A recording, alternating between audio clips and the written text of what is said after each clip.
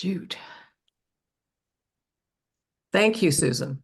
So, I think Susan should be the recording reminder secretary. I think she should. I know, I tell you. All right, I had been doing better with that. So thank you. We didn't get through the whole thing. So again, I'm just going to quickly read off the names of the people here in the meeting for the record. We welcome Doug Olson, the Vice Chair of Tillamook County Board of Commissioners, is joining us today. We have Mark Everett, the Chair of the NCAC, is here. Jeff Weitzel is here as he's the Secretary of the NCAC and our communications support, technical support. Our committee members, Susan Schoenberg, Tom Sipe, Wyatt Angelo, and Michael Beachley are here. And then we have Lynn Wintermute, Bill Bush, Tom Perhodich, Roger Wickland, Barry Dargoon, if I'm pronouncing that correctly, and Barbara Triplett here. So thank you all for being here. So we are going to share the screen and get into Article 5 members. There are a bunch of topics here.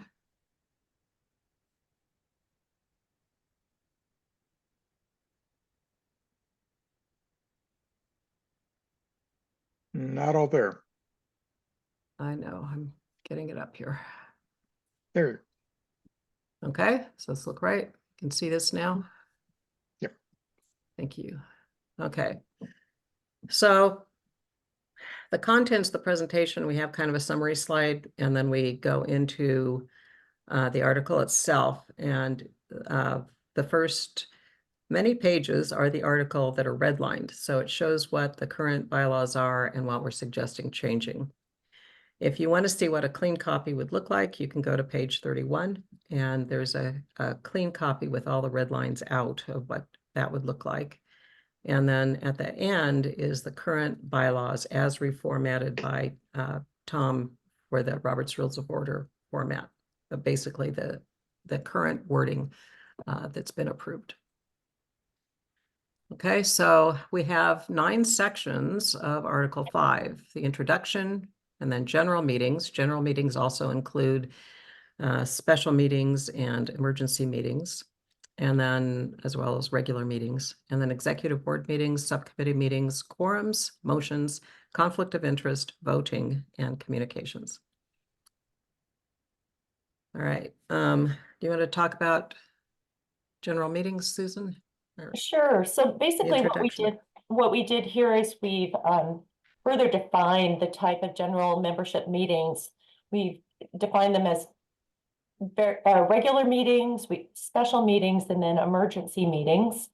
We've also added executive board meetings and subcommittee meetings, and further defined that all meetings and associated documents shall be held in accordance with the OPML, our bylaws, and policies and procedures. Thank you, Susan. And just to note, the policies and procedures is a document that we will be working on. It does not currently exist, but we're making notes as we go along about things that are more detailed than bylaws and that can be changed by a vote of the membership with not quite as much notice. So, for example, meeting time has been moved to policies and procedures. You'll kind of see different notes as we go along. The parts in red are new or changed. And then the wording on the left side is proposed wording, and then our changes are delineated on the right side. And Susan and I will be presenting. We were the two working together on this. Okay, go Susan. Okay, so proposed, all meetings shall either be held solely via electronic meeting, i.e. video conferencing, or hybrid, electronic and in person, as determined by the chairperson or the executive board or the committee chairperson as appropriate. And we also wanted to make sure that we stated that hybrid meetings shall provide real-time discussion among members attending electronically and in person, because sometimes it's difficult to do, and it's something I attended the Pacific City CAC meeting recently, and they do it incredibly well. And so I think that we can learn from our neighbors to the north how to do the hybrid meeting with real time and Zoom, should we have something like that in the future. Thank you, Susan. And I want to note that I did have a conversation about an hour and a half ago with Sarah, and she said anytime that we want to do a hybrid meeting, she can come in and provide the equipment to do that, same way that Pacific City did. So that's nice to know that they have that available. Barry Dragoon has asked if there is a link to Oregon Public Meeting Law going to be added to the document. You know, we haven't done that, Barry. I already well, answered. okay, good. We'll put that in. But you know, I find it by just Googling Oregon Public Meeting Law and it comes right up for those of you who don't want to wait for the full document. But thank you, Tom, for noting that. Okay, and Barry. Move this out of the way. Do you want to go ahead and continue, Susan? Sure. So what we did is define the second Saturday of February, April, June, August, October, and December as the regular general membership meetings. And that's currently what is in the bylaws. What we removed is the time. We're suggesting moving that to the policies and procedures. Because there are times where it might actually change, but it doesn't need to be stipulated, we feel, in the actual bylaws.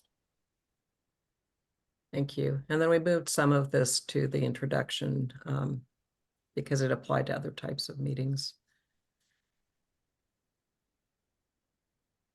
Okay, why don't you go ahead? And I just have to say, Susan just flew in from Amsterdam, got in like within the hour. So I don't know how you do it, Susan. Go ahead. Sure. So for this, we are proposing that the June meeting shall be the annual meeting for the election of subcommittee members and the approval of the budget for the following year. We're proposing that the election of officers shall be held at the April general meeting. And as far as meeting notices for general membership meetings, they shall be posted at least 14 days in advance of the meeting date on the website and be distributed to the NCAC membership email. And so basically the changes are for the annual meeting, June, and what takes place during that meeting, and having the officer elections be the meeting prior to the June meeting in April. Okay, so this is something that we also talked about in Article 4, officers that that's gotten general approval from the people attending that meeting as well as from the executive board. It just allows two boards to be running concurrently. So the one board continues the business of the organization for the rest of the fiscal year, and the board-elect then tries to figure out what they want to do the coming year. There was a note from Barry about P&P. What is that? And so, sorry, we thought we said, but we probably did not in this one. Sorry. P&P is policies and procedures. And then everything after that would be P&Ps because we got tired of typing that. But for those, so sorry, and thank you for asking. All right. We're here. Okay. You want to go ahead, Susan? Finish it. Sure. So we're proposing for members to have this information about how to have something be considered to be placed on the general meeting agenda, because it does come up and has come up over the past several years, especially during COVID and Zoom calls. So you would email info@nesquincac.org at least 7 days prior to the executive board meeting, which is held right before the general meeting, membership meeting that you would want to be put on the agenda. And the executive board will consider the request and add it to the agenda deemed within the scope of the NCAC. So we just wanted to really give the definition so people would know how to go about it. Let's see, and then we moved this communications section, this subsection to communications, which will be at the end of our section 5, Article 5. Okay, thank you, Susan. And Jeff, I see your comment, and let's discuss that when we get to our discussion point, because that's kind of a big one. And then this was just a redundant paragraph that we deleted. We have it elsewhere. So special meetings, I'll go ahead and cover that. We originally in the bylaws, there is a section for special meetings that are really more like emergency meetings. And so as we talked, we decided there really are two types of meetings that are not regular. One is special and one is emergency. A special meeting might be like a meeting to approve the bylaws, for example, where you can give adequate meeting notice and everything. Or some type of long-term tsunami evacuation plan or something like that. So they would be all electronic or hybrid as defined in section 1. And the notice would be the same. It's just that it's going to have one topic or multiple topics that are noticed in the meeting and not be a general regular meeting. And then emergency meetings would be more what's in the current bylaws, that they could be called to discuss an urgent and critical situation or issue as determined by the NCAC chairperson. Every effort shall be made to provide as much notice as possible, but a minimum 2-day notice shall be given to all registered members. The link for the electronic meeting option shall be posted on the NCAC website and via email at least 2 days prior to the meeting. So I actually, since our bylaws committee meeting yesterday, I was on the Oregon Public Meeting Law site, and it actually says you can have within 24 hours of a meeting if it's truly urgent. So I'm wondering if we should consider changing that to a 24-hour notice if it's truly emergency. So why don't we talk about that when we get to discussion? But those are our two kinds. So I think we're at discussion now. Yeah. So so the format of this is, if you could please either put your comments in the chat or say that you want to speak, put it in the meeting chat, and then we'll try to be able to get comments that are in order as you put them in the chat. And so Jeff has written that he's noticed that I have noted a desire among some of my NCAC colleagues for in-person meetings that have the spontaneity and interchange of in-person meetings of old. It might be worth discussing if there are circumstances when meetings that are in person only or limited hybrid would be allowed, and what the rules would be and how to meet the requirements of OPML, et cetera, maybe a different meeting type. So, so basically, if that were the case, then certain members would be excluded that can't get to the physical meeting type. Is that right? So that's one of the reasons we were saying the meetings needed to either be all electronic or hybrid, because I guess one of the very few things about COVID is that it did allow these meetings to be run electronically and allow more members to be able to attend. But please add to the discussion anybody who would like to discuss. And Jeff, would you like to speak more to this? Sure. And I'll preface that by saying I don't think general meetings should ever be in person only. In fact, I would lean towards saying that like at least the regular general meetings maybe should always be Zoom only. Because a hybrid meeting is I hear they did do a good job in Pacific City, but it's always a pretty clumsy, imperfect solution where the people who are not there and the people who are in the room are kind of having different experiences and different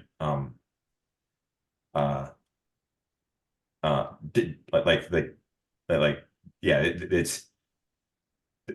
is not the same. It's kind of the best solution that we have if some people are going to be in the room, which is what happens with like county hearings and stuff like that.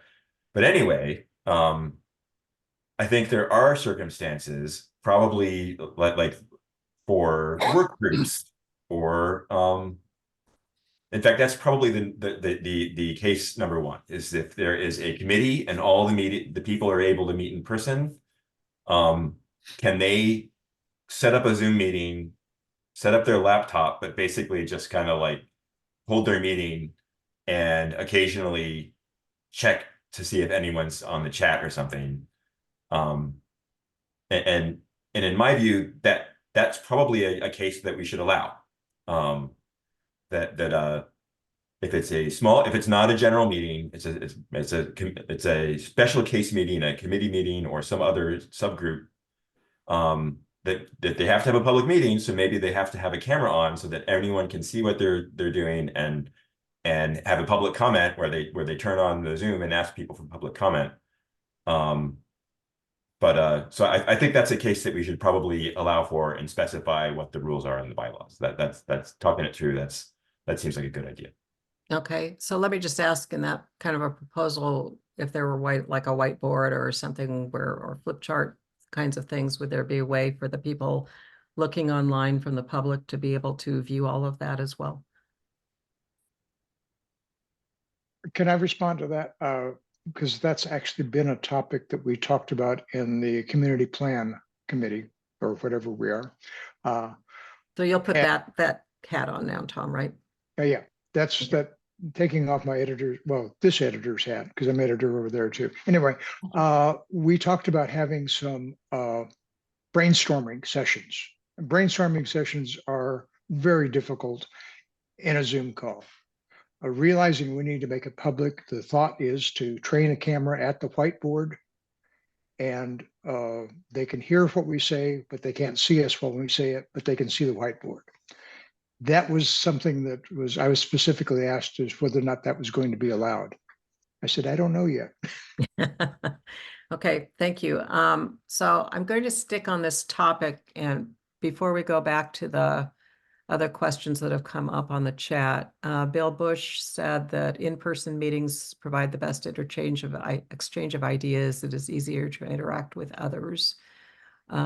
Does anyone else, you've already responded to Jeff. Is there Yes, anybody else who would like to discuss on this? Yeah, And if you do, please in the future, everybody who'd like to discuss, put something in the chat saying you want to discuss, but go ahead, Michael. We talked about this as Tom suggested, and the thing about COVID is that it created this world of participation that people have come to expect now. And it's kind of set up a standard for that to be able to happen. I agree with everything that I saw in the chat about face-to-face conversation is really the most desirable, of course, but it's not always the most possible. When we talked about it, one of the things that came up is that there are fairly inexpensive software for interactions and so on. It would require somebody to monitor comments and needing to speak, and it would require a second person to monitor microphones and that sort of thing, so that everything is pretty well balanced out. But it could be done, and it might be a desirable thing to do that. I really do feel strongly about face-to-face conversation myself, so I'm with you there. Thank you. Okay, thank you. So I see your hand, Jeff, but we don't always see hands when we're sharing the screen. So please put in the chat when you want to chat, when you want to say something, but go ahead. So since I see your hand. and I don't want to rat hole on this, but I want to be clear in responding to Michael that like, having talked it through, I'm now strongly of the opinion that we should create a space in the bylaws, like here are the rules here, like if you want to meet in person, this is what you have to do, and here are the cases where it's not allowed, like in say a general meeting where like things are going to be voted on or decisions are going to be made, is that situation. And I think like a committee, if all the members agree on it, ought to, and probably in some other circumstances, ought to be able to meet face to face with a minimum of burden to make sure that they're meeting Oregon public meeting law. So they probably need to take public comment at the end. They probably do need to have the camera on. But I think they should be able to hold their meeting without checking the chat and just hold their meeting. So If they're all there present, if the actual committee members yes, they have to agree on actually it. all in the area and they all agree that they will do that. Okay. Yes. So that would be an exception that would be in here. So I think what we do is we'll just note in here in green that this is a suggestion and take this back to the subcommittee. Susan, if you have any comments here, please speak up. But I think what we can do is go back and that you and I can write up some suggested language for Yeah. discussion in our next subcommittee meeting. Does That sound sounds good. okay? Okay, so and Michael's talking about PNP, and I think some of this could be in the PNP, but some of it needs to be in the bylaws if we're going to have an exception to either electronic or hybrid meetings. So we'll need to talk about an exception for committee meetings. Okay, does that capture it? And we'll get back to everybody on that. So good timing to do that. Now let's go back to the parts of the chat. Why is there a need for emergency meetings? What is the emergency? So this was something that wasn't changed. The language in the bylaws already had called for emergency meetings. It's a valid point. In fact, Barbara had raised this in the chat, and I hadn't noticed it till later in our meeting yesterday. Or maybe it was actually Wednesday night. They're all blurring. But anyway, has there ever been a need for an emergency meeting? Is it something to have? I mean, to me, if you don't have this ability to call one, then when an emergency happens, you're out of luck. It's good to have it in the bylaws just to be able to provide for it if you need it. But who would like to, let's see, speak here? Bill Bush. Please. Can you give an example of an emergency? No, I can't. I So can. that's why, okay. Let's assume it's a funny thing to try to describe an emergency. That's almost an oxymoron, but I'll try. Let's say, for example, something is pending to be decided upon, and the president and vice president get hit by a bus. And some decisions have to be made, and there's a time factor in those decisions needing to be made. Maybe that's way out, but I'm just giving you an idea. The thing about emergencies, we don't know what they look like, and this gives the organization the authority to call something together in a time frame shorter than what the bylaws require. So based on my experience over the last 13 years, I can't really think of any topic that was being discussed at a CAC meeting that was considered so urgent that it could not have been put off. The CAC isn't something that makes decisions and that then goes on. It's a place of exchanging ideas. Okay, and I see. So voting, having an essential need to vote isn't a critical thing. It might not even be that there's a vote that needs to be taken, but people need to meet and talk, and they can't do that without notice. But Jeff has a comment. It seems like the most likely case is that there is a legit emergency like the flood at the RV park and the county wants help from the NCAC. And Wyatt's saying, I can only anticipate that the committee is confronted with a short time to indicate a position on some matter of consequence to another agency or organization. So right now, for any general meeting, we have a 14-day notice requirement. And so this would cut it down to 48 hours or possibly 24 as allowed by Oregon public meeting law. So just because we can't think of it doesn't mean it shouldn't be in there as a placeholder, right? And then in policies and procedures, you could have some definitions of what would constitute an emergency. But if you feel like we shouldn't even have emergency meetings, that's something we should talk about. Any other comments on this? Could I make a comment? You bet. So in the case of the RV park flooding, the community emergency response team was activated. There's no need for involvement of the NCAC. And beyond that, there are other emergency groups. We're working to establish an emergency communications group, the Tillamook Oxcom. There's the Medical Reserve Corps that Roger's a part of. These are people who are trained how to respond in an emergency. And that's really not, what an NCAC member is going to be involved in.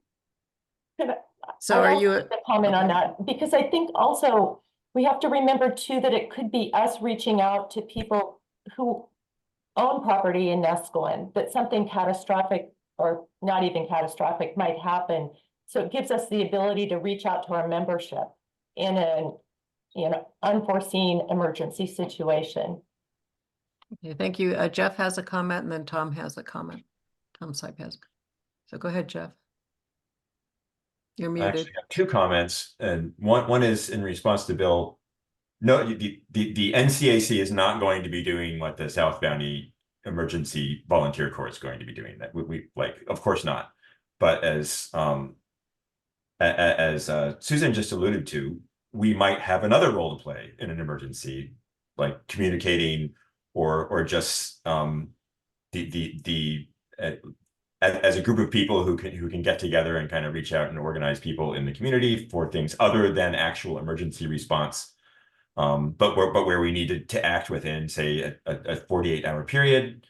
And there's also, like, going back to what Michael was saying earlier and Wyatt was alluding to this, any case where there is a deadline, even though there has not been a deadline in the past that we had to make, but like, for instance, this year there's a deadline. I think it's the SB 406, which is that the county has to change its zoning to accommodate middle housing.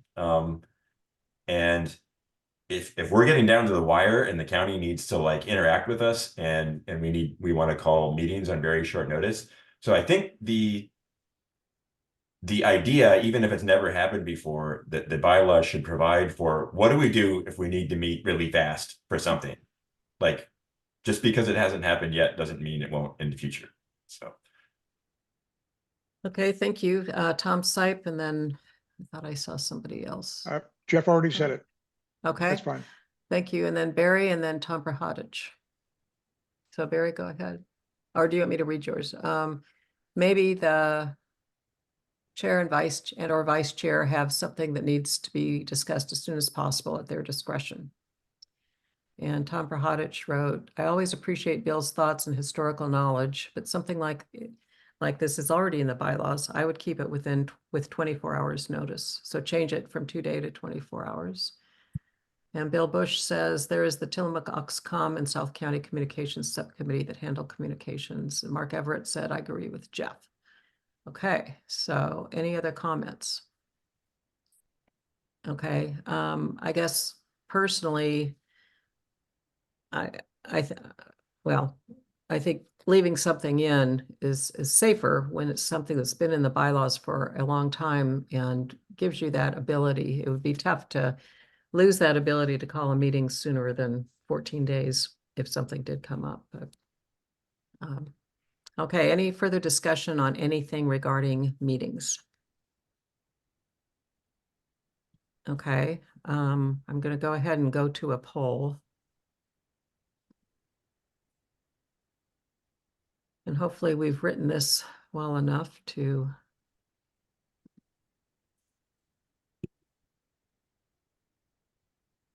so committee members do not vote.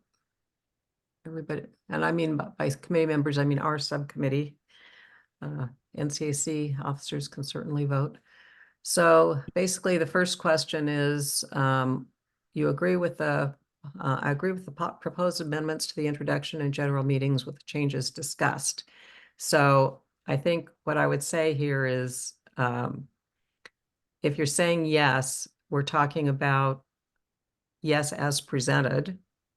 And if you say yes, except noted in question 2, am I getting the right one? Yes.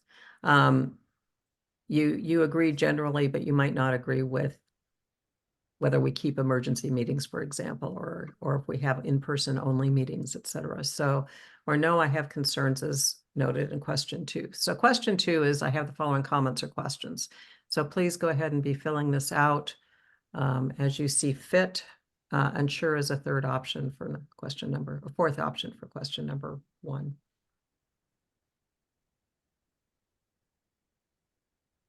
So the two particular things to talk about that's come up is, do you think an emergency meeting should be taken out? And two, do you think in-person only meetings should be allowed for subcommittee discussions where all members can be present and there would be a hybrid, at least to some extent, option of people being able to have public comment at the end with whiteboards? Okay, I'm going to give it another few seconds. And okay, I'm trying to subtract the number of committee members we have. I think we're about done. Is there anybody who wants to keep going? Speak up. Okay, I'm going to end the poll and share the results. Okay, so most people are saying yes, the amendments make sense in some way. Two have concerns or aren't, and one is unsure. And the details, I think you guys can't see the details, right? I'll have to read those. So Barbara Triplett says the Nesquin Community Advisory Committee is a deliberative organization. It does not need to respond to emergencies. Bill Bush said if the emergency meeting is something that will happen 24 hours later, that is not emergency. Why not just special meetings? Mark Everett says leaving the emergency meetings in is important. Barry Dragoon says what constitutes emergency? Tom Prahodich says with continuing discussion of those issues brought up today, I assume you're saying yes, the amendments make sense. Jeff said I would look into allowing emergency in-person meetings in certain circumstances and make the emergency notice 24 hours. All right. And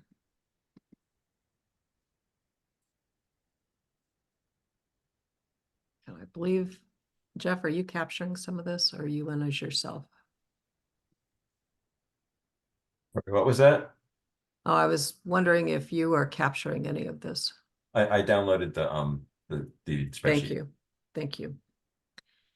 Okay. Thank you all. So let's go on to the next section.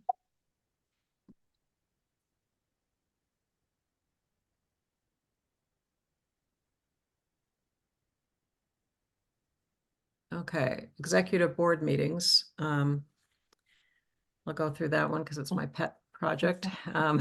So basically what we're doing is bringing in, we have suggested Article 7, which is going to be a future feedback session to have executive boards. And the officers have been great about accepting this idea and have run 2 executive board meetings so far. So there's a whole article on this, but we're putting all types of meetings together in here into Article 5. And so we're saying that the executive board shall meet once a month and a minimum of 14 days prior to membership meetings, unless otherwise ordered by the executive board. So they can get out of that if they don't want to hold it. No later than the first month of the fiscal year, the executive board shall schedule the day and week for monthly executive board meetings. Meeting notices shall be posted at least 7 days in advance of the meeting date on the NCAC website and distributed to the NCAC membership email list. So less of a notice than the regular general meetings. These meetings will be open just like regular, any other meeting is. They're open to the membership. Meeting dates may be changed by the chairperson with 14 days notice to the membership. Special meetings of the executive board may be called by the chairperson. The chairperson shall call a special meeting upon written request of 3 executive board members. And special meetings of the executive board should be held within 14 days of the receipt of an emailed request. All executive board members must be notified of special meetings at least 7 days prior to the meeting. Only business mentioned in the notice of a special meeting can be transacted at that meeting. So that's just to, if there is some special thing that board members are feeling like they want to discuss a topic and they don't want to have to wait for the next scheduled meeting, then it would have to be some kind of a really critical issue, but there's a mechanism for doing that. And then subcommittee meetings, we've changed under Article 7. Sorry, executive boards are Article 6. Article 7 is subcommittees. Change the term committee to subcommittee because the NCAC is a committee. So our subcommittee feels that we should be a subcommittee instead of a committee. So standing and ad hoc subcommittees shall meet as they deem necessary, either electronically or hybrid as described in Section 1. Meeting notices shall be posted at least 7 days in advance of the meeting date on the NCAC website and distributed to the NCAC membership list. So if we had some kind of a in-person only type of meeting like Jeff was talking about, it would probably go under here as opposed to the general meeting sections. And that's basically it. We had some question about the word task forces, and we're thinking of task forces as just being something like people that are in doing some work of the business, like communication coordinators talking about things. That could be a task force that does not follow under Oregon Public Meeting Law, et cetera. The community plan would be a subcommittee, correct? So anything else would be a subcommittee. And that's all we have. So is there any discussion on, we're not going to do a poll right now on this part, but any discussion on executive boards or subcommittees?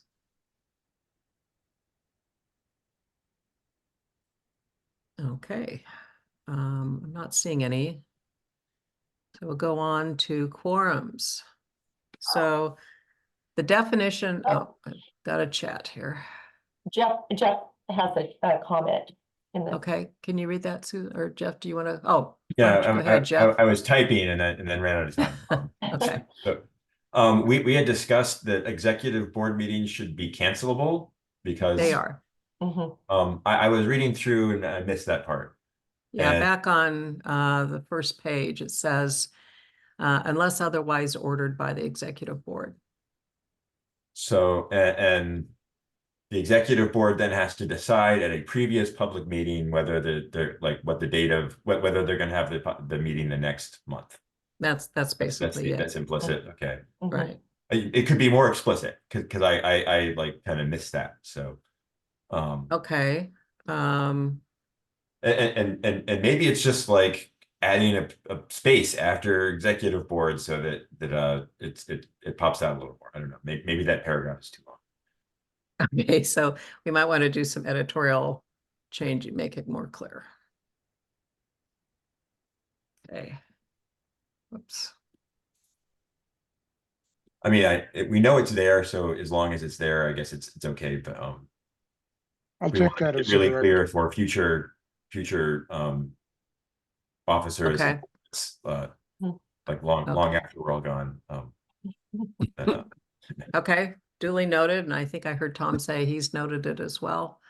Okay, any other discussion on executive board meetings or subcommittee meetings? Okay.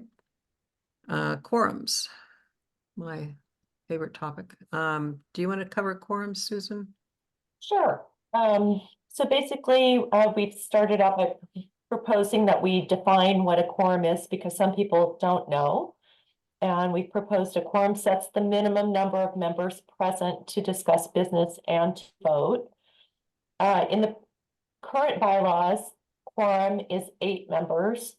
We are proposing having it be a minimum of 15 members to constitute a quorum for the general membership meetings of the NCAC, whether regularly scheduled, special, or emergency meetings.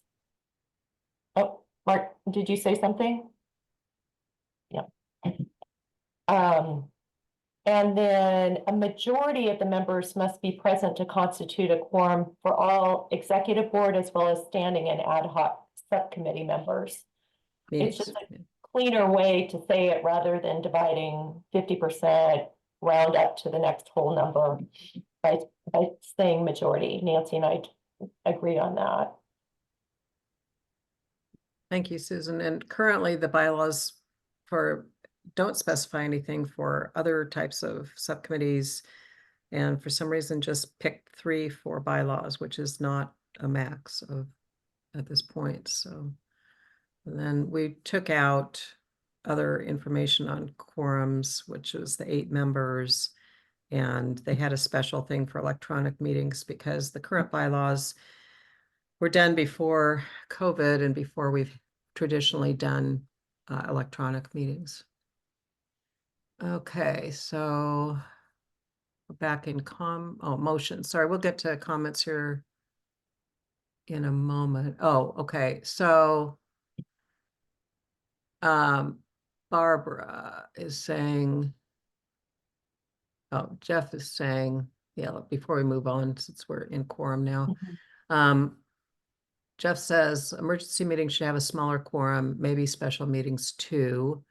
Barbara is saying requiring a quorum of 15 members may be too high. For example, this meeting currently has 14 participants. This isn't, yeah, so on Jeff's, we should think about emergency meetings. It's still a general meeting. And think about what you would propose, Jeff, on that. I think special meetings are general meetings too. They just may be single topic, but they're still need to get enough for people to be making decisions. They may be making really, really important decisions at a special meeting. And for Barbara, this isn't a meeting. Well, it is a meeting, I guess. We're not doing minutes. We are videotaping, etc.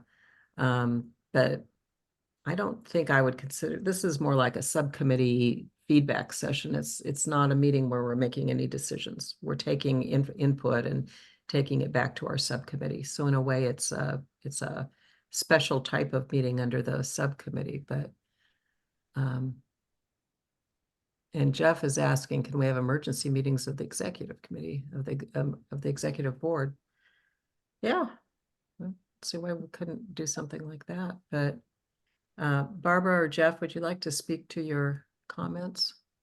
So I'll start. So given that we don't know what emergency meetings are for, that we're kind of like, well, maybe we'll need them. I think we should not assume that we can get a large number of people in 24 hours. And that's why I asked about executive board meetings, because maybe anything where we need to respond to it in 24 hours is an executive thing. Like, but I guess we don't know. Right. But that solves the quorum issue. That if we don't need 15 people, but we need the officers need to meet on really short notice, maybe that's an executive meeting. And on the special meetings, I'm thinking about like special, like it's a good point that we don't want to open up the shenanigan where people can schedule a special meeting, not notice it very well, and then pass something important at that special meeting, the bylaws should be trying to not open that loophole. But I'm also thinking about kind of meetings that are special topic meetings that are of interest to a limited number of people, like maybe a guest speaker. Like we haven't done that, but what if we did it in the future and things like that? So maybe we need another kind of meeting where the quorum is lower. That's just like this is we're not doing business. It's just sort of like we're having a meeting under the umbrella of the NCAC, similar to the information sessions that were done a couple of years ago, things like that. Or if it's like someone from the county is going to be available for questions about something, anything like that. So. We could almost define it, like you just said, Jeff, as an information meeting. Yeah. As long as we're not transacting, making decisions. Yeah. Barbara, would you like to speak to? Yeah, just to your briefly, comment? I don't know whether 15 members is too high or not. I come from the time when pre-COVID, when we were lucky to get 7 or 8 people at a NCAC meeting. Maybe that's changed with the technology. But I think as long as there are not any severely contentious issues being discussed, that people will find other things to do, especially in the summertime when it's beautiful out and they don't really want to spend their Saturday morning at a meeting. So I don't know the answer to that. It just today as an example, even though the weather is about as crummy as it gets, we can't convince more than 14 people to participate in a meeting that's fairly important, I think. Okay, thank you, Barbara. I've looked at the general meetings. It seems like Jeff would probably have a much better idea of this. It seems like they've always been attended by at least 30 that I've seen since they've been on Zoom. I think that's really helped. But Jeff, do you want to speak to that? We've had some before, like that are below 30. I think we've had, and because there've only been a few general, like maybe 6 or 7, yeah, general meetings since we started, and or since I started, and definitely some of them have had fewer than 30, but none have had fewer than 15. But I take Barbara's point that if there's nothing hot on the agenda, it might be kind of quiet. Okay.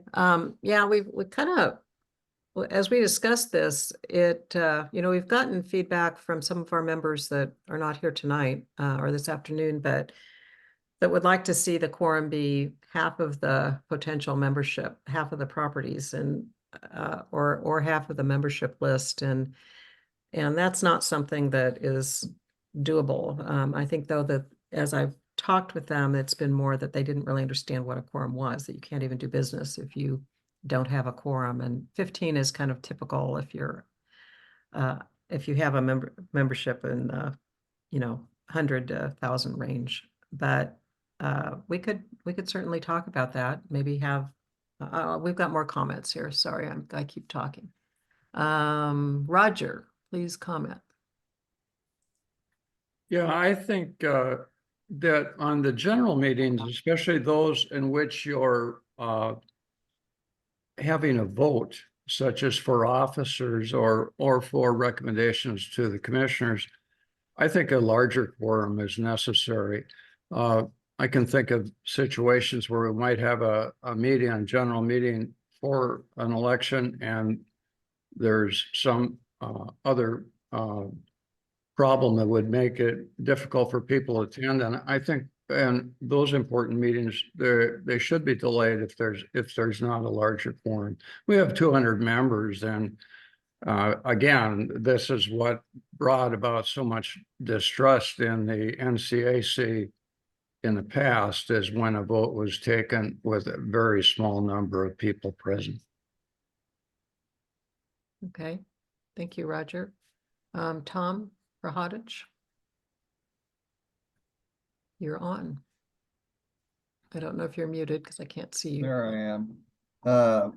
Yeah, first of all, I sat in on the meeting where this article was discussed yesterday, and had very little to say about it, because even at the end, because I thought in the first instance that Nancy and Susan had done a very good job, and that the subcommittee had pretty much covered the terrain. And but I'm not suggesting that people shouldn't make additional suggestions.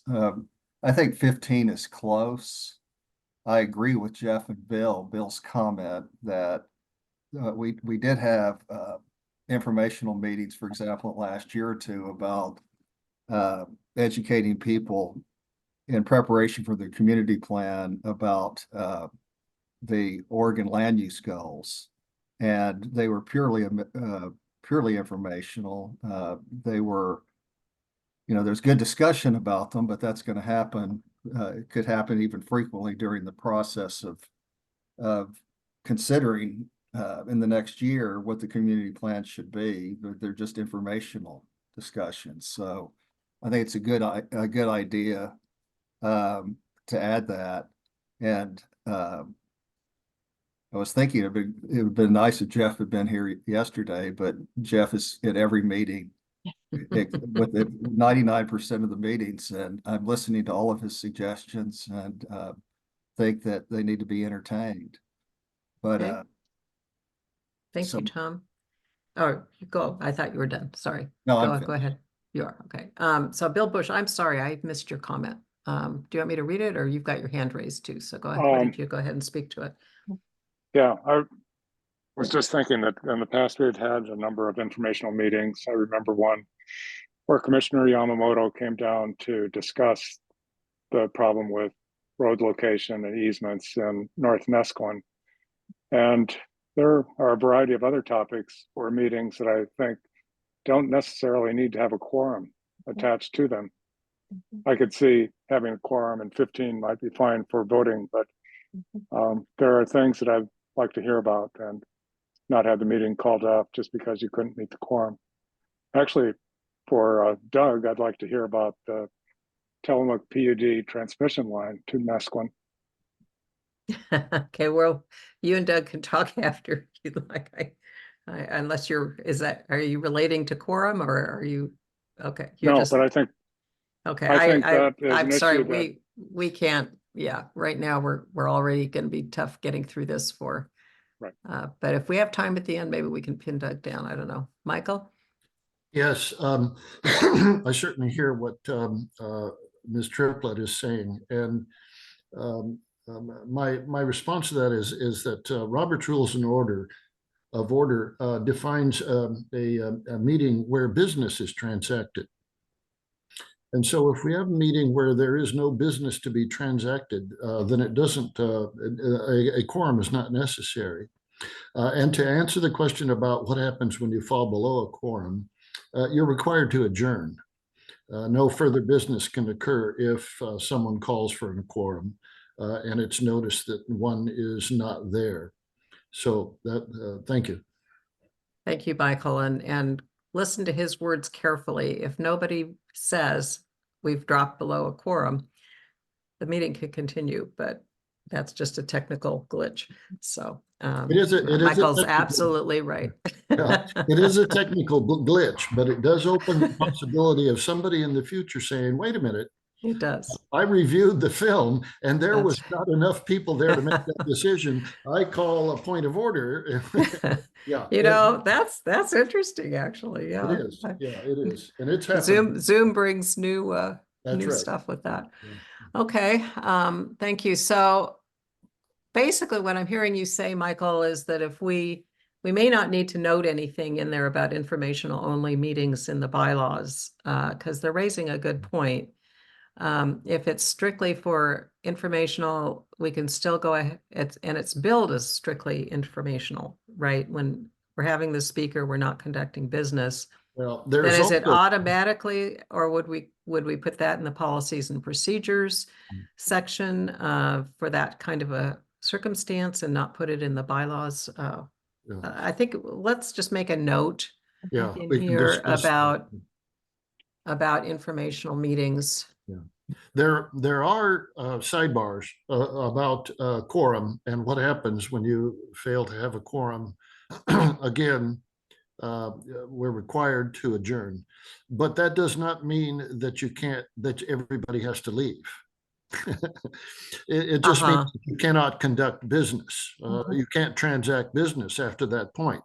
So when we're talking about such things as an informational meeting where no business is going to be transacted, there's no quorum necessary.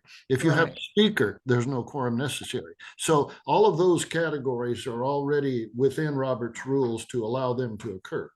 So we're probably okay, but what a great discussion. Thank you guys for bringing all this up. Okay, so anything else on quorums? Okay, thank you. I think that's really been helpful. Motions, and I think we've captured some of these things also for the committee to consider here. Let me put this in green. Okay. Oops. Motions. So one slide. It's members have the right to present, discuss, and vote on motions per Robert's Rules of Order newly revised, these bylaws and Oregon law. Motion on action on new business items that are not on the agenda shall be referred to the executive board or subcommittee as appropriate. So I actually went in and checked Oregon public meeting law on this, and they're pretty specific about it as well. So it can be raised. We just can't make any kind of votes or decisions on things that are outside of what's been noticed to the members. So let's go back up here to Jeff. To avoid confusion, I think we should still explicitly name conditions where a quorum is not required. Okay, thank you, Jeff. In the future, we may not have as capable a parliamentarian as Michael. Good point. All right, any discussion on motions? Oh, I also want to mention that when we get to voting, or no, up in general in meetings somewhere we have something that talks about how people can ask for an item to be put on the agenda. It's up here.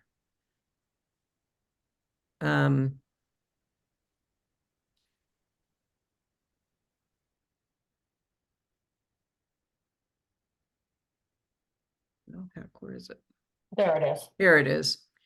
So we've kind of expanded on this, that members may request items to be added to the general meeting agenda by emailing the info at least 7 days prior to the executive board meeting held before a general membership meeting. The executive board will consider the request and add it to the agenda if deemed within the scope of the NCAC. So that doesn't keep anybody from making a motion in a general meeting to have something added to the agenda or to discuss an item of business. But according to Oregon public meeting law and Robert's rules, we have to wait to actually take any action until it is added to the agenda, which can be done by the executive board. Okay, any questions on motions?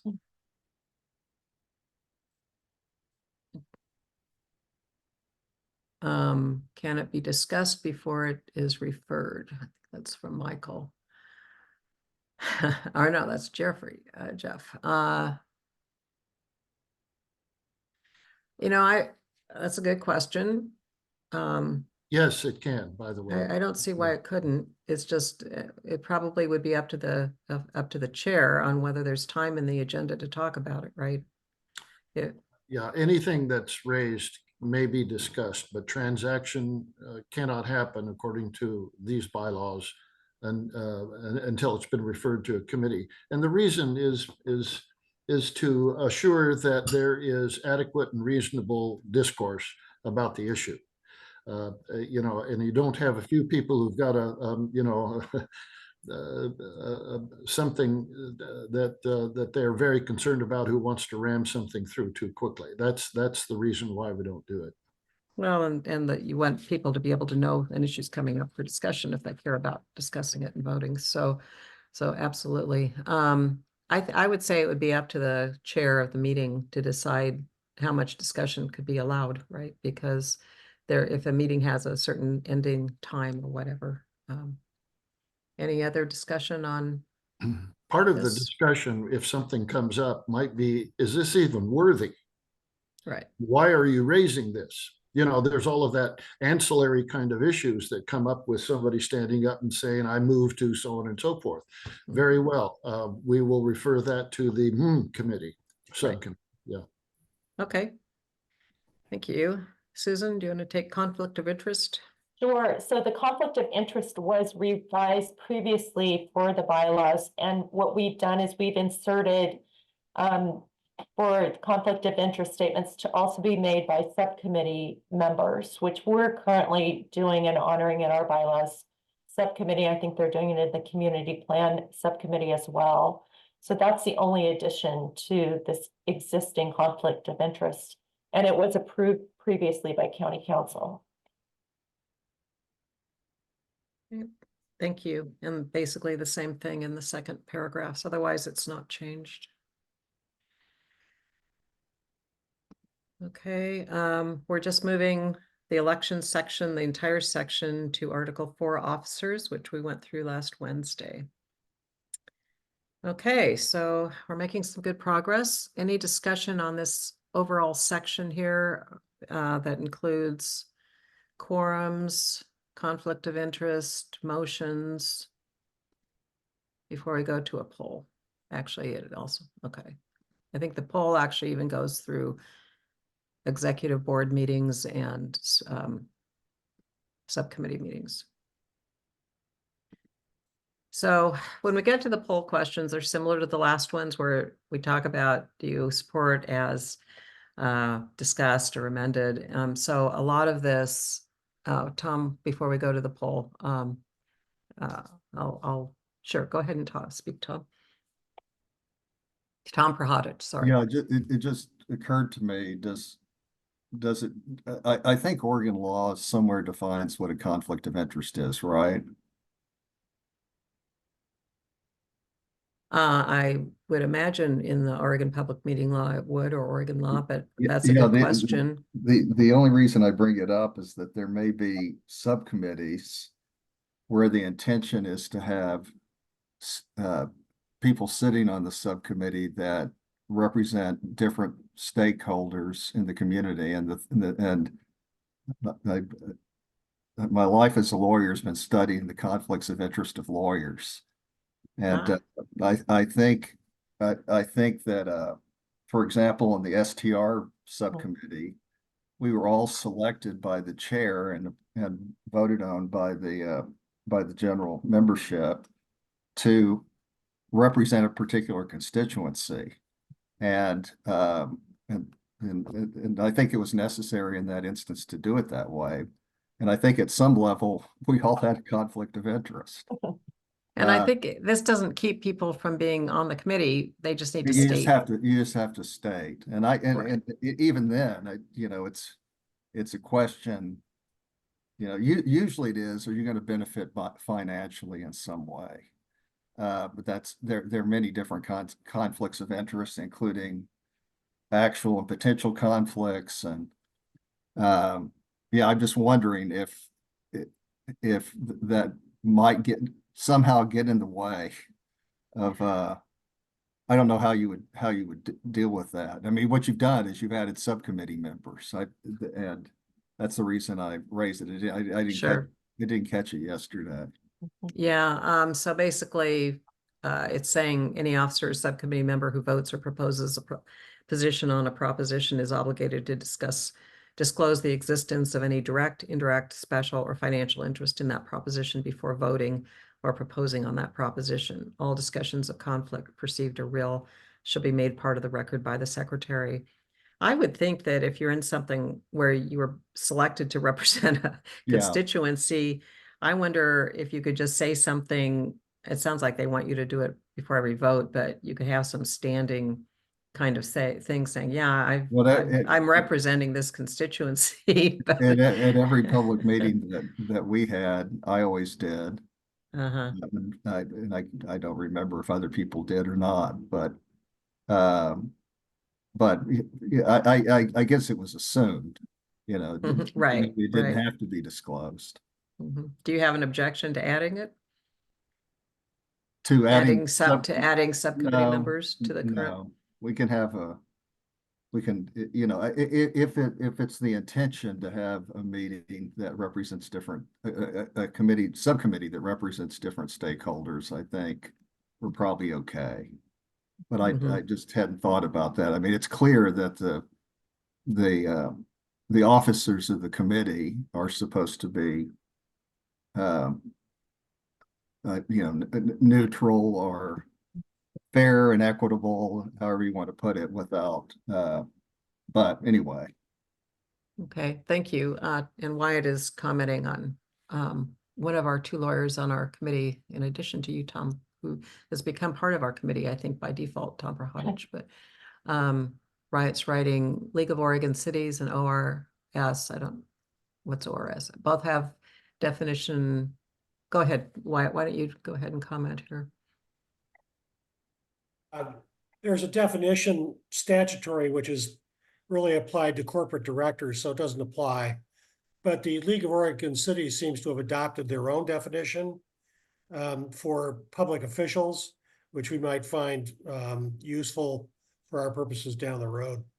So we might want to put that in the policies and procedures, perhaps, definition of Yeah, What? I think it would be helpful. or bylaws. Let me just make a note. And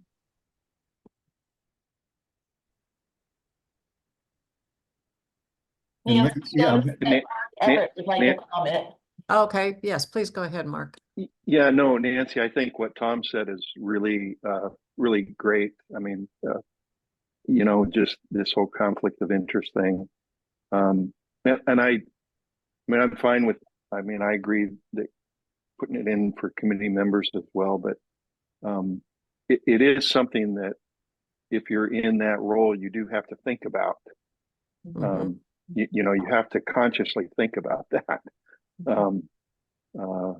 So I think at some point in there that can be tied to the Oregon Ethics Commission, which I get emails about as a school board member all the time with just updates and things like that. So you just have to give careful thought to that. That's all I'm saying. But I think the comments on it have been just great. Okay, great, thank you. The place where you might put it now that somebody's brought it up is in policies and procedures. Mhm, mhm. Just an acknowledgement that this will sometimes happen, and Mhm. what's really, Yeah. it's incumbent on subcommittee members to to disclose. And I mean, obviously, if you're chosen for the purpose of Right. representing a particular constituency, then it really should be moved. But Yeah. Mhm. Okay, I appreciate that. So, in going to the poll, and thank you, Tom and Mark and Wyatt. In going to the poll, the question again is going to be similar. Can you accept the recommendations as presented and discussed? And obviously, this discussion is going to be going back to our committee to discuss, but you try to do the best you can on the poll. I'm going to stop sharing because I can't share it with and do the poll. But your feedback does help quite a bit. So this is going to be a number of questions because several different sections we've talked about. One for executive board and subcommittee members, one for quorums, one for conflict of interest, and then comments on any or all of those. So please go for it.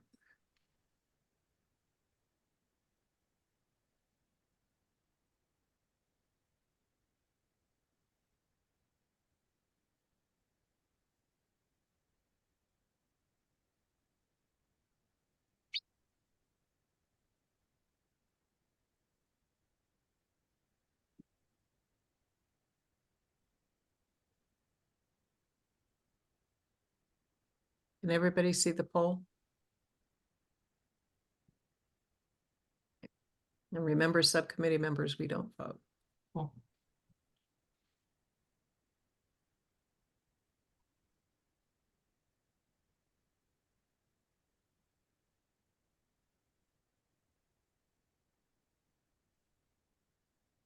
I should say we don't participate. This isn't a vote.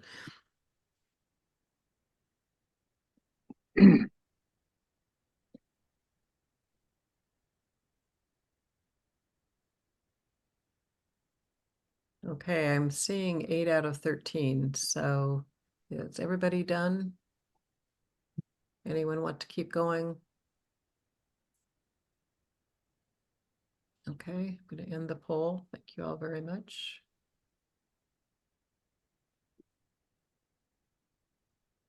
And where's the detail? Okay, so we have 8 out of 8 support executive and subcommittee meetings. 3 out of 8 support the recommendations for quorum. 1 says no and 4 say unsure. 7 out of 8 support the conflict of interest. One says unsure or comments. And then comments below, we have Barbara Triplett says remaining issues for quorum and conflict of interest need continued discussion by the subcommittee. Mark Everett says, I like the possibility of designating informational meetings where no quorum is required. Barry Dragoon says, I don't know how many members are necessary. Where does the 200 member number come from? Roger Wickland says, quorum too low for general meeting. And Jeff Weitzel says, should outline conditions under which a meeting does not require a quorum. Also, executive board should be able to call emergency meetings. Okay, I'm going to stop sharing, and I think it was Roger that said there were 200 members. Jeff, do you have an idea of how many members we actually have? So sorry, I'm being quiet because something's going on in the background. Oh. We have a mailing list of 730 people. No one has gone through and figured out like how many unique attendees have been there in the last year or so. So, but my guess is 200 is about right. About 150 showed up for the election meeting in June. Okay, thank you. Well, thank you all for your responses on that, and we will certainly be following up on all the comments we've heard and suggestions and discussion that we have heard over this. So let's go back now. We don't have that much more to go, but we do have a couple of key ones. Voting. Can everybody see the presentation? So voting, do you want to handle this, Susan? Okay, sure. So we are proposing NCAC actions shall be by a majority vote of the members present, including officers. An exception would be bylaws amendments, which would require a 2/3 vote. Those attending via video conferencing shall register their vote via electronic polling or a roll call vote. Members attending a hybrid meeting in person may vote by a show of hands or paper ballot. And a member must be present to vote. Proxy voting is prohibited. Thank you, Susan. And the part about the bylaws change is in Article 9, amending the bylaws. And then all votes shall be recorded publicly. Each member's name shall be linked to their votes. And the secretary shall make a permanent record of the vote. So we checked with Sarah about this, and she checked with county council, and county council came back and said, yes, it all needs to have a recording of individual votes.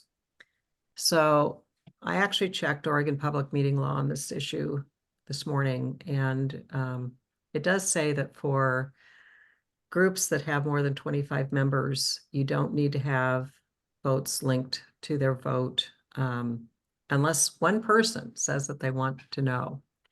So I talked with her about this. I wrote her an email about it, and she called and said county's not going to approve it without votes being able to be personal on there. But when we talked elections versus information going to the county for, land use and other kinds of things, she did see a difference, and it sounds like she will follow up with county council and the supervisors on elections. Because we were having some comment yesterday in our meeting among committee members plus people attending and giving public comment that it makes it really hard if you've got a friend sitting there. For example, I'll quote Roger, but I think a number of us were commenting similarly. If you have a friend sitting there in a meeting and you feel like they're a great friend, but they wouldn't be good in the particular office that they're running for, it's very difficult to cast your vote and have it public.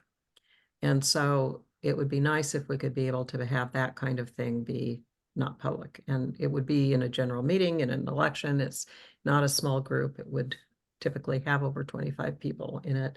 And our membership, of course, is around 200, so well above So more to come on this. We're not sure if what the county will say on this. And Doug, I won't put you on the spot about this, but feel free to comment if you would like. Do you want to go ahead and do the rest of Sure. it, Susan? So minority viewpoints shall be made a part of the record by the secretary. Members may also submit their minority positions in writing within 3 business days after the meeting at which a vote has been taken. And we're by emailing to info@nescoancac.org. And 1 or more representatives of minority position or positions may be designated in the meeting to write a minority report. Minority positions shall be included in the record and in any NCAC report. So we basically allowing for a little longer to write or provide a minority opinion. Past practice has been to designate 1 or more representatives of those in the minority to submit the views of the minority. Thank you, Susan. And of course, anybody can submit their own opinion to the county as well, but this makes sure it's all through the NCAC. So Jeff has a comment. Do you want to go ahead and speak to your comment, Jeff? Sure. Actually, you have 2 comments.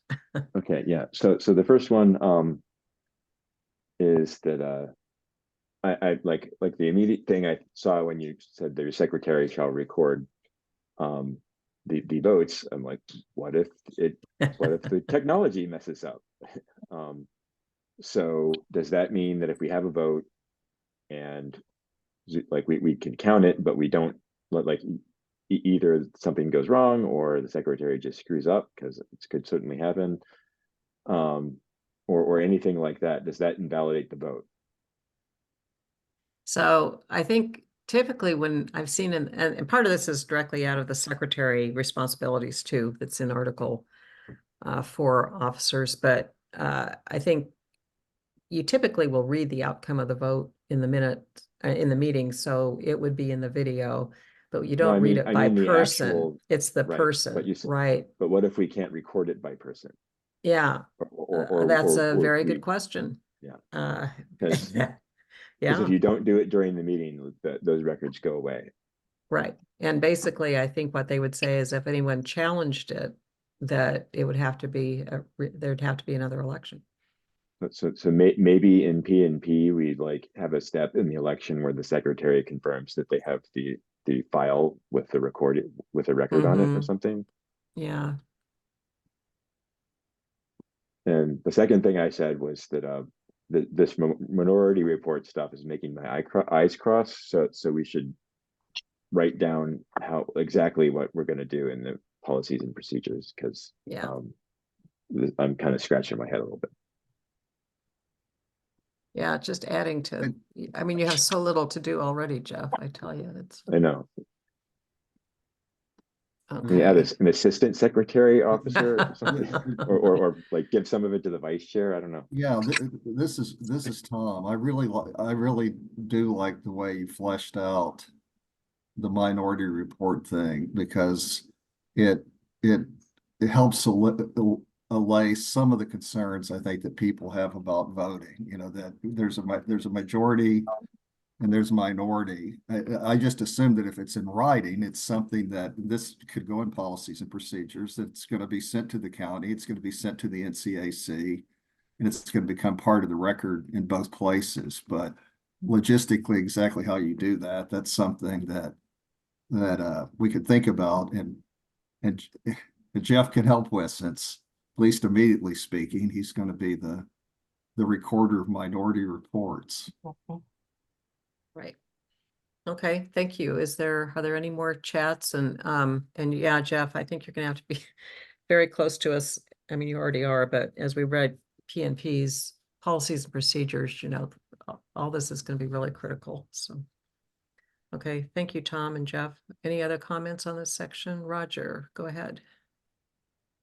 Yes, I think if there's anything we agree on in this committee or all of this, the membership here, is that this privacy vote is really important. I mean, I've been trying to wrap my head around how we cannot have our votes be private over the last 2 days.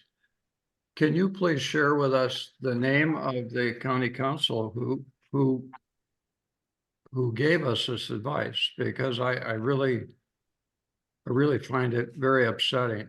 I don't even know how we can function without having private votes. You know, it's on the website. I don't have it at the, What website? I can't it's on even, the Isn't it's it- on the Tillamook County website, under county council, but I have it, It's but Bill Sargent, isn't it? thank you. Thank you, Jeff. is it what? Bill Sargent, Sargent. William Sargent. William Sargent, is he the only one? Mm-hmm. Yes. Oh, Madam Chair, this is Doug. There are two county councils. There's Joel Ah. Stevens, Yeah, I who thought so. has been with the county for quite a number of years. He was a judge prior to actually the traffic court judge or so on. But he's out of state, but he's still on the county payroll, and he works he works daily. Oh. And we're talking with him just like we are right now. And then the other is Bill Sargent, who's been with the county close to 30 years. And he's sort of semi-retired, but he's there when he needs to be there. So there's really about 1.5 FTE on the payroll of the county. And I think both of them have agreed on what you're talking about with respect to open meetings laws and voting and so on. At least that's my understanding. Sarah might know a little more, but I don't know why you couldn't contact them on behalf of your group and ask them the question. Yeah, I appreciate that. We've been kind of going through Sarah for all of, the contacts Yes. with the county council, and she did agree that, Roger, your concern is more with voting in terms of elections as opposed to voting on county issues, correct? I think both, because well, I don't want to go into great detail, but I think I don't think that elected officials should be able to see the opinions of their constituents in a public forum. I just think that's incorrect influence. And so I think on all votes that they should be private, not just the election of officers, but I think we all, and Bill brought it up the last meeting too, it was very, very uncomfortable to go to a meeting and vote for officers in person by a show of hands. That's extremely intimidating. And but I think all of the votes should be private, no matter what they concern. Okay, thank you, Roger. We have Jeff and then Michael and then Bill Bush. Okay, so correct me, like it's possible that more has happened since I heard this, but Sarah said in a previous meeting that she thought that the votes should be recorded by person, but those did not need to be made public unless someone made a Freedom of Information Act request. I think you're correct, Jeff, but then Yeah. she did take the question to county council. Okay, And she so came we have- back in an email to us a couple of days ago saying that, no, it has to all be public. Okay, So and- I went in and looked at the law, and I saw the part that pertained to that he covered, but then, yeah, so let me read it here. All official actions by governing bodies, which we are, must be taken by public vote. Result of all votes must be recorded. I guess we're an advisory to a government body, but they still count it. In addition, the vote of each member must be recorded, although individuals for governing bodies with more than 25 members do not need to be recorded unless a member makes a request. So he didn't have that part. Whoever it was she talked to, I didn't realize there were two councils, didn't disclose the part about bodies with more than 25 members do not need to be recorded unless a member makes a request. And we're just talking about votes for general meetings. We agree votes for subcommittee meetings and votes for executive board meetings, those should be public, but anyway, so I sent that back to her, and she called me actually before the meeting to say she wouldn't be able to join us, but that we were not going to be able to, even with that caveat. But she would go back on elections and see if it's something, because I parsed it. I said, if it's about issues for the county, would that be different than, say, an election situation? Because it could affect the vote. It can affect the outcome of the vote if the candidates find out that their friends voted against them or whatever. It would make it less likely that someone's necessarily going to vote for the best candidates. So anyway, it's up in the air. She's checking. I think as anything else, any constituent of the county can contact the county themselves, but she is trying really hard to work with us and handle it. She's been representing us very well, I think. But for now, this is what we have.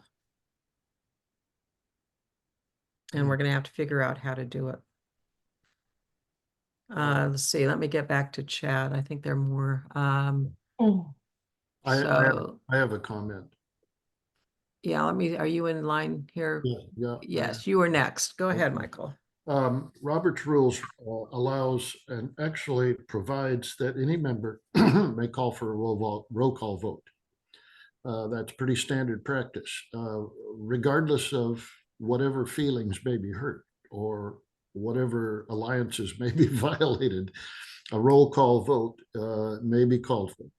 Now, there may be some exceptions, and that's what this subcommittee is going to have to work out with respect to what the county council gives us, and so we'll look at those. We'll look at those exceptions when it comes. However, when it comes to giving advice to the county, there's utterly no reason why that should be private and confidential. That's public information. The issue does become touchy when it comes to elections and so on, particularly if there's only 2 members that are being, voted upon. So it's a good point. It's a big point. It's an important one, and we'll look closely at that. Okay, thank you, Michael. And Bill Bush writes, privacy is important for voting on both elections and issues. Would you like to expand on that, or is that adequate, Bill? Okay, thank you. That's probably adequate. Okay, thanks, Bill.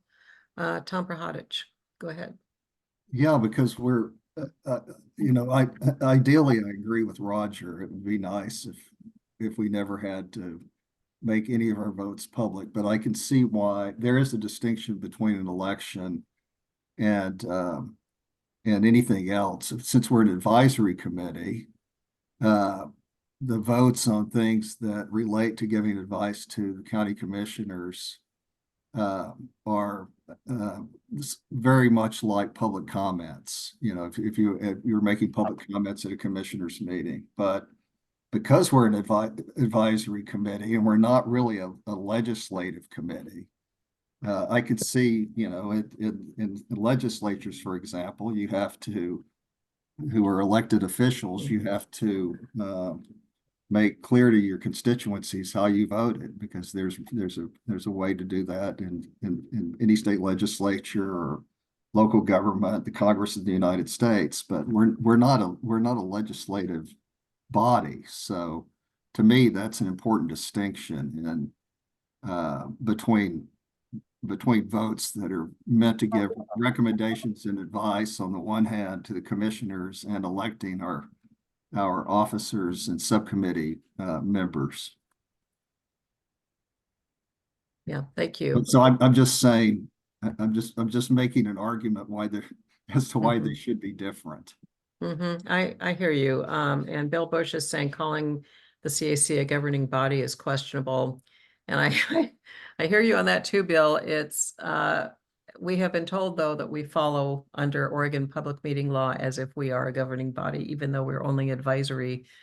They have been quite explicit that we follow under Oregon public meeting law, which has been quite the learning curve for a number of us as we have been doing that. So Roger Wicklund. You're on. Would it just be possible to invite one or both of the county council to one of these meetings to explain their position? We could ask Sarah if they would be able to come to one of those. Sure. We'll see what she says. I don't meet with them directly. I go through, Sarah's our conduit to the council, but and it's been a big help because oftentimes I understand it can take a long time to get approval on things like bylaws, but because she's working so closely with us and she's working closely with council and supervisors, hopefully it will go more smoothly. Doug, I don't know, I don't want to put you on the spot, but if you would like to comment on any of this, please feel free. Thank you, I will. I think my take on this, and I'm not as familiar with your history, but I'm pretty familiar with the CACs. I've been in the Pacific City one here since it was formed. And my understanding is that what you've said is essentially accurate. You're subject to Oregon public meetings law. You're also subject to full disclosure. And I believe that you can't vote without having a public vote, but that's more of a question for council. And with respect to going to them, I don't know why one of or both of them, well, probably not only one at a time, would come on one of your meetings, particularly if they don't have to drive to Nesco, and if they can come on just like we're doing now. And they're paid on a salary, so they basically work at the pleasure of the commissioners. And if we ask them to attend one of your meetings, I'm almost positive they'd be happy to do it. And of course, you have to remember that's their opinion, but the county's guided by that. And I always tell people when two lawyers walk in a courthouse, one of them comes out a loser. And so, you know, I keep that sort of in the back of your mind that, you know, opinions can vary, of course. And I think probably sounds like some of you are part of the legal profession and would certainly know that as well. But the long answer to your question, I'm almost positive we could arrange for one of them to attend one of these meetings and give you a more definitive answer, either based on case law or statute or both. Okay, that would be terrific. Do that, or I know Sarah would as well. She had to step away today, but she's on top of this and is really the point person for the county. Okay, thank you so much, Doug. And we'll follow up with that because there may be some other things from these other articles that we might want to have our last feedback session that's scheduled just for county council and Sarah and any of the supervisors to attend to go over these things that are where we still are having, we'd like clarification on the law. That might be what we end up doing. And this would be one of those points. I think membership might be another. My understanding is that of the 36 counties in Oregon, Tillamook is the only one that has this creature called Citizens Advisory Committee, at least in this form for land use matters. And so there's not a lot of history nor case law or anything else out there, as I understand it, speaking to the various subjects that you're talking about today. So it's kind of one of a kind, and I guess we might be cutting new ground here by saying this is how it is. And I know there's lots and lots of advisory committees of one kind or another across Oregon and across the nation, but this is a bit unique, is my understanding. So maybe you'll set the standard for the rest. Okay, well, thank you. I have understood the same, that there certainly Oregon requires some kind of citizen involvement, but this is unique in terms of how it's been set up, the CACs. So thank you so much, Doug, and thank you for coming today too. Okay, any other comments on Section 8 voting? We will be following up. And under the minority reports, we're hoping the clarification will help here. Communications is an odd duck that we're not sure where it falls completely, although we did discuss it yesterday, and a couple of these probably do follow where they are. We have, for those of you who aren't familiar with the other parts of the bylaws, we have communications covered fairly extensively in Article 4 under officers with secretary and communications coordinators. But this is just a little unique. So it's proposed email and the NCAC website should be the preferred methods of communication. So we're just adding and the NCAC website to existing language. it also had under it, minutes of each meeting should be made available. This is already up in secretary, so it's duplicate. We just took it out. All known meetings and hearings affecting the NCAC area of responsibility should be announced at regular or special meetings by email and on the NCAC website as appropriate. So we just added NCAC website to that. Just looking, oh, and then it has a section on surveys. Yeah, so the second part of this is email and the NCAC website should be preferred methods. Oh, no. Oh, I didn't get some of this taken out. Sorry. Too quick. So all known meetings or hearings affecting the NCAC area of responsibility shall be announced at regular or special meetings. No, gosh, this is a duplicate slide. No, I just didn't get it all. Okay, so there's a section here on surveys that we're suggesting moving to policies and procedures. We didn't really see a reason for surveys to be in the bylaws. So any comments on communications? This is our last section, by the way. I don't see any. So at this point, is there any discussion on anything in this whole article that you'd like to discuss? Because I think we've pretty well talked it through awfully well. So I'm going to stop sharing. And I want to capture participants too.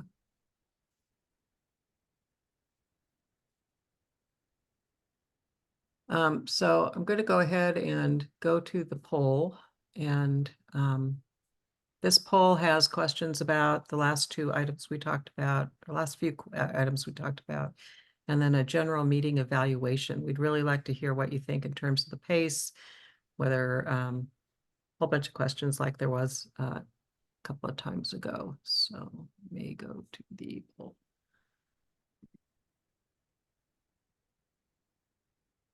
Oh, no, I did have one for 8 and 9. Thought I had separate. Okay, so sorry, this is just on 8 and 9, not on the whole thing. For voting and communications.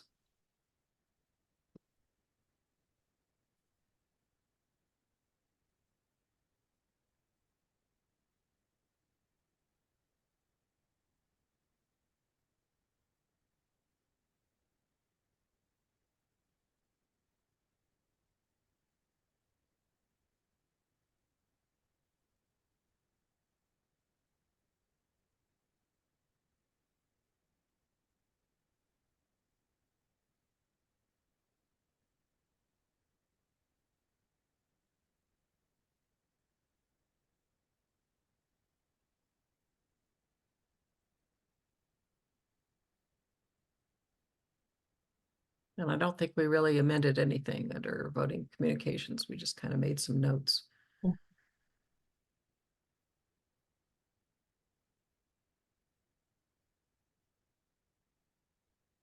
we're hoping to follow up on the individual voting.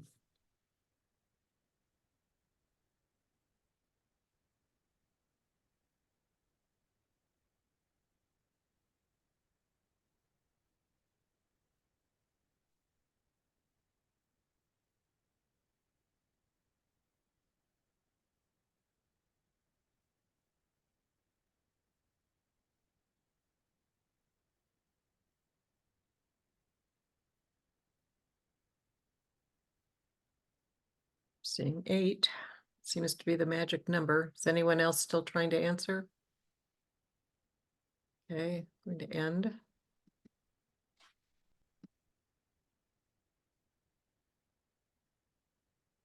So we have 6 out of 8 are supporting the recommendations for voting and communications. 1 says no, and 1 says unsure, or 1 says unsure. Comments below. And on the comments, Barbara Triplett says advice from the county is needed. Yes. Roger Wookland, need vote to be secret. And Tom Prahodich says, yes, generally, but need to talk to county council about public voting. Knowing that someone voted in an election is okay, but not who they voted for. All right, thank you for your input on all of that. We will definitely follow up. Okay, so I'm going to go ahead and launch a poll for the overall meeting now.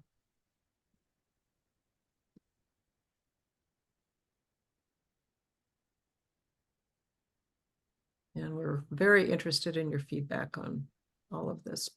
So it's 6 questions, so.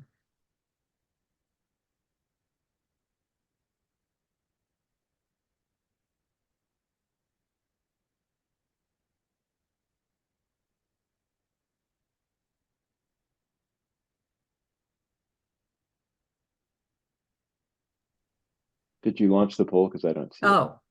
Oh, you don't see it? Really? I Oh. did it. I did launch it. Is anyone else not seeing the poll?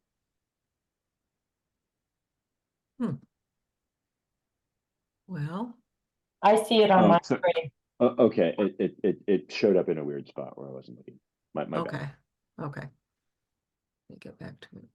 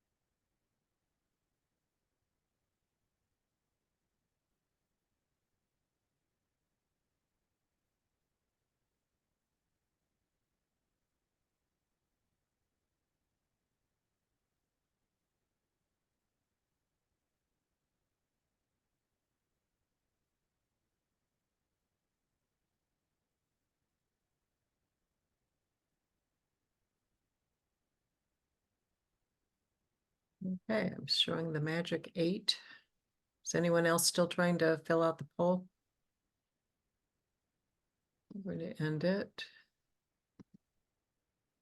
Share the results.